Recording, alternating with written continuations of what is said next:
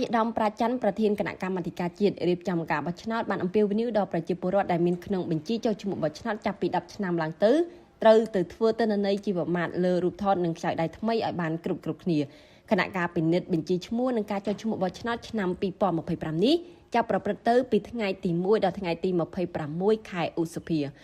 ការអំពាវនាវនេះធ្វើឡើងក្នុងឱកាសអាយដាមប្រាច័ន្ទប្រធានកោជបអញ្ជើញចុះពិនិត្យដំណើរការនៃការពិនិត្យបញ្ជីឈ្មោះនិងការចុះឈ្មោះបោះឆ្នោតនៅការិយាល័យចុះឈ្មោះបោះឆ្នោតស្ថិតនៅសង្កាត់បង្កក់2ខណ្ឌតូកុករាជធានីភ្នំពេញនាថ្ងៃទី2ខែឧសភាឆ្នាំ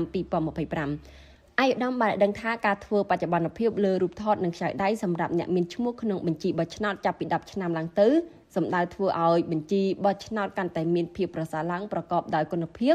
និងដើម្បីធានាដល់សិទ្ធិបោះឆ្នោតរបស់ប្រជាពលរដ្ឋគ្រប់រូប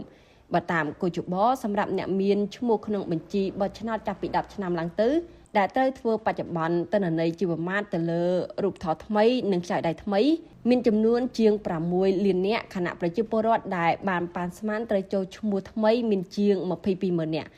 ការធ្វើបច្ចុប្បន្នភាពទៅលើបញ្ជីបោះឆ្នោតសម្រាប់ឆ្នាំ2025គឺអនុញ្ញាតឲ្យមានឈ្មោះក្នុងបញ្ជីសំកែតម្រូវទិន្នន័យក្នុងករណីមានកំហុសឆ្គងសូមផ្លាស់ប្ដូរទីលំនៅនិងចុះឈ្មោះថ្មីចំពោះអ្នកមិនទាន់បានចុះឈ្មោះពីមុនមកនិងអ្នកទើបនឹងគ្រប់អាយុ18ឆ្នាំដើម្បីចូលឈ្មោះបោះឆ្នោតប្រជាពលរដ្ឋខ្មែរត្រូវជួបដោយផ្ទាល់ជាមួយក្រុមចូលឈ្មោះបោះឆ្នោតដោយយកអត្តសញ្ញាណប័ណ្ណសញ្ជាតិខ្មែរទៅបង្ហាញដល់ប្រធានក្រុមចូលឈ្មោះបោះឆ្នោតគូបញ្ជាក់ថាការពិនិត្យបញ្ជីឈ្មោះនិងការចុះឈ្មោះបោះឆ្នោតឆ្នាំ